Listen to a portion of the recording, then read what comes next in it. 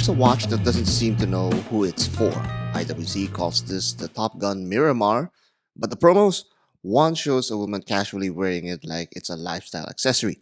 Another shows a guy in light blue casuals, matching his outfit a little too well. But wait, this is supposed to be a Top Gun chronograph. Fighter jets, aviators, sweat, mustache, danger zone blasting in the background, and yet the vibe here feels borderline soft focus fashion editorial. So, who exactly is IWC selling this to? Well, that's where the confusion starts and also where the story starts getting interesting. Let's go to the numbers first. Case size 41.9 millimeters, not small, not enormous, but definitely noticeable on the wrist. Thickness 15.5 millimeters, which means you're not sneaking this under your shirt cuff. It's going to announce itself unless you're in a graduation toga. The case is ceramic in what IWC calls Miramar blue. It's matte, not glossy, so it doesn't scream plastic toy. It's actually more sophisticated than that, but frankly, still a toy for many people.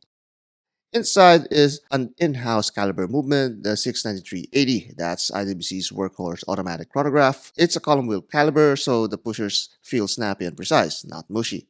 You get about 46 hours of power reserve, and for once, it's not just decoration. They built it with a soft iron inner case so the watch can shrug off magnetism from your laptop or cockpit instrument. IWC launches this as boutique only. Translation, you can't just stumble across this at your local dealer. You have to walk into an IWC boutique and pretend that you're serious. It's also limited to just 1,000 units, which sounds exclusive until you realize IWC's definition of limited is more likely plentiful but controlled, much like G-Shock. 1,000 pieces is a lot of watches. So while it's technically a limited run, it's not going to vanish overnight. If you want one, you've got the taste and you've got the wallet, you'll find one very easily. Now the case. This is where IWC really flexes. Ceramic. And not the shouty, over-designed, overly polished ceramic you see from Hublot. This is more restrained, more muted, less obnoxious, but still very much of a statement, if you call it like that softly. It's lighter than steel, harder than steel, and you won't scratch it unless you take a diamond to it.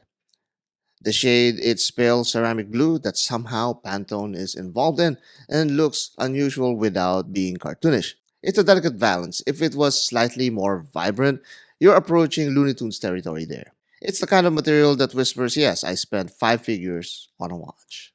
Whether that's a good thing or not, well, that depends on you and that taste of yours.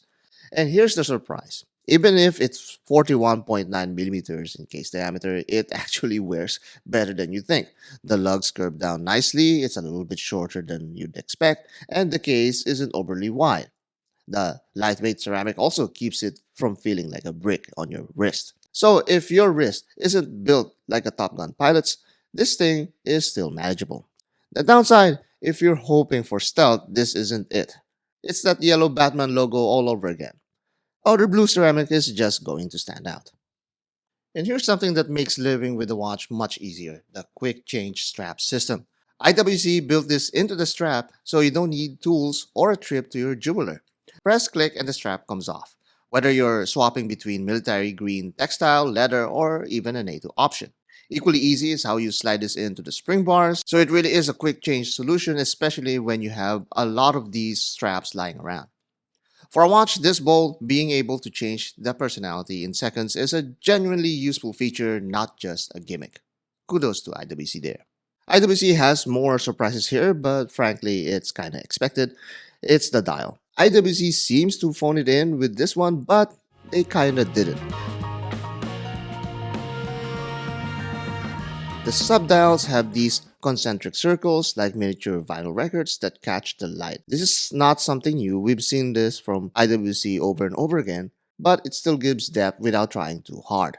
The numerals are also familiar but kinda slightly different. Big, bold Arabic numbers. It's clean, easy to read at a glance, and exactly what you want from a pilot's watch. No fuzz, no ambiguity. The loom here is kind of solid, but only on the quarter markers, which is kind of a disappointment. I would love to have all of these numerals to be loomed. It's not Seiko levels either of radioactive glow, but it's functional and balanced and, well, evenly applied. And then the day-date complication. Usually it's an afterthought, but actually it works here and it's also part of the design. It's tucked neatly at the 3 o'clock position, balancing the tri-compact's layout. You don't get that awkward, why is there a random window cutting into the symmetry moment? It actually feels integrated because it's been part of the IWC chronograph DNA for the longest while now. Overall, the dial looks professional, toolish, serious, which makes it even more weirder that the color choice and the marketing feel so confused. Well, to be fair, it's hard to match this kind of dial with this ceramic case, and apparently they made the case first and then the dial concocted later. And this very same dial is also installed in a stainless steel variant that they also released together with this watch. And this is the heart of it. One hand, this is the Top Gun watch. That branding has always been IWC's flex. Rugged, masculine jet fighter DNA. On the other hand, though, the marketing team decided to lean lifestyle for some reason.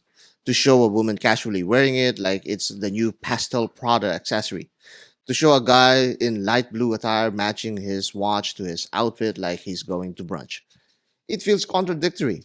It's like two different departments pitched two different ideas, and instead of choosing, they said, ah, yes, let's do both.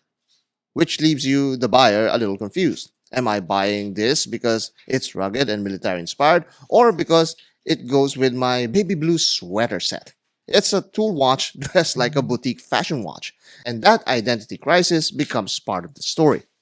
Here's the kicker, it's $13,500, which means you really need to buy into the concept in the first place. Because at that price, you could get a seriously competent pilot's chronograph elsewhere or even in IWC's own collections, or multiple watches that don't have a powder blue case. But part of IWC's game is precisely that. They make it boutique only. They slap a 1,000 piece cap on it, and suddenly that exclusivity story justifies the price. And they're betting that there's 1,000 people all around the world that's willing to drop that 13,000 for this kind of watch. You're not paying for the timekeeping. You're literally paying for the package, the material, the color, and the narrative. So let's go back to the beginning. Who is this really for? On first impression, it really isn't clear. The masculine Top Gun DNA says one thing, and then the soft focus marketing says another. And then I dug deeper. It turns out that the powder blue isn't random. Fratello pointed out that it's actually tied to an obscure shirt Top Gun instructors wear, and that detail is also kind of buried into IWC's website. The sky blue accents were actually painted onto the plane. It's not a fashion color, it's an insider nod, a wink to those who know history. Suddenly, it kind of makes sense. The Miramar isn't just a pastel flex piece, it's actually coded into the watch's DNA. It's IWC saying, you think this is a boutique fashion? No, no, no. Look closer and there's more here. But the brutal truth is that if you don't know the backstory, it looks confused. Like I am, like most of the time. If you do it, it looks clever. Either way, you're dropping over 13 grand on a powder blue ceramic pilot's chronograph. Let that sink in. That's not rational in any way, shape, or form. That's very emotional. That's indulgence disguised as utility. So, is it a serious tool or a pastel flex? Honestly, it is both. And maybe that's the most Top Gun thing about it in reality, equal parts combat and costume. And if you can live with that duality, then yes, the Miramar is ready for takeoff.